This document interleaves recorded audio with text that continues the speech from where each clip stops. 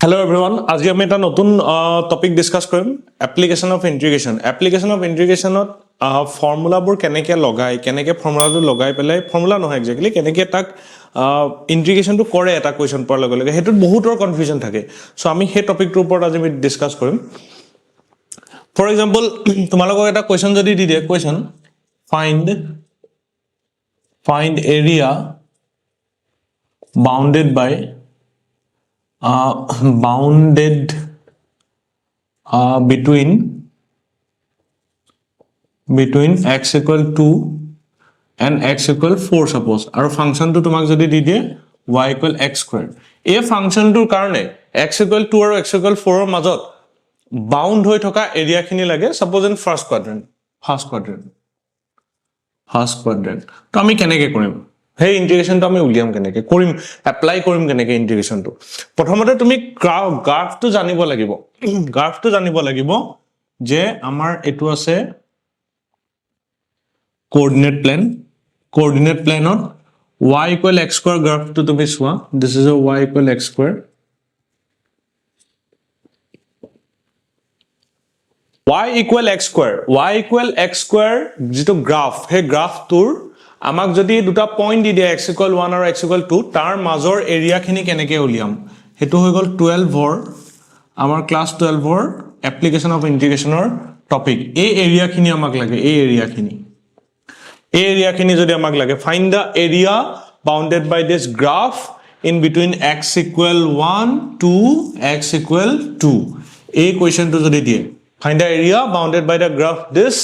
in between x equal 1 to x equal 2 এই area খিনি যদি আমাক উলাবলে দি আমি কেনেকৈ উলাম মোস্ট ইম্পৰ্টেন্ট এই বস্তুটো আমি জুম কৰি চাইছো বুলি ভাবিলোৱা so it will look like this এনেকৈ suppose এডাল গৈছে এটো তোমাৰ আছিল 1 x equal 1 আৰু এটো তোমাৰ আছিল x equal 2 এতিয়া এই এৰিয়া খিনি উলাবৰ কাৰণে আমি কেনেকৈ উলাম তাৰ কাৰণে আমি এপ্লিকেশন অফ ইন্টিগ্ৰেশন ইউজ কৰিম আৰু এপ্লিকেশন অফ ইন্টিগ্ৰেশন ইউজ কৰিব যাওতে আমি এটা ৰেক্টেংগল ড্ৰ কৰিব লাগিব ৰেক্টেংগল সাপোজ এটা সোৱা এটা মই ৰেক্টেংগল ড্ৰ কৰিম এটো এটা আমাৰ ৰেক্টেংগল এটা বহুতে কবা যেটো কেনেকৈ ৰেক্টেংগল হল উপৰ ফালটো এনেকুৱা বেন্ড হয়নে তলটো flat it's not looking like a rectangle yes or no so এটা কথাটো হৈ গল আমাৰ এই পৃথিৱীখনৰটো ৰাউন্ড শেপৰ হয়নে কিন্তু আমিতো আমাৰ মাটিখিনিটো ফ্ল্যাট দেখি আছো কিয় ফ্ল্যাট দেখি আছো কাৰণ তাৰ যেটো কাৰ্ভেচাৰ ইমানে ডাঙৰ যে তাৰ তুলনাত আমি ইমানে সৰু যে আমি এই জায়গাখিনি আমি একদম ফ্ল্যাট দেখো তাৰ মানে আমাৰ কাৰ্ভেচাৰটো বহুত ডাঙৰ হোৱাৰ কাৰণে আমি ৰাউন্ড শেপটো আমি অবজাৰ্ভ কৰিব নোৱাৰো সিমিলাৰলি মই এই ৰেক্টেংগলটো ইমানে সৰু বনাইছো it's like dx this length is dx very small x that is the x axis in that x axis ইমানে সৰু x এটা লৈছো যে ইমানে সৰু dx লৈছো যে ব্ৰেডটো ইমানে সৰু লৈছো যে তুমি এটা চকুৰেও মনিব নোৱাৰা কিন্তু মই বুজিবৰ কাৰণে ৰেক্টেংগল এটা বনাই দিছো ইমান সৰু ৰেক্টেংগল হে ৰেক্টেংগলটো ললে obviously এই জায়গাখিনি পুৰা ফ্ল্যাট নিচিনা লাগিব যেনেকৈ আমি মাটিখিনি ফ্ল্যাট দেখো গতিকে ইয়াৰ ব্ৰেডটো হৈ গল dx আৰু লেন্থটো কি হ'ব লেন্থটো you can consider y কাৰণ এটা y axis তো এটো y এটো dx তো এই ৰেক্টেংগলটোৰ এৰিয়া কিমান হ'ব y dx ৰেক্টেংগলটোৰ এৰিয়া কিমান হ'ব y dx এতিয়া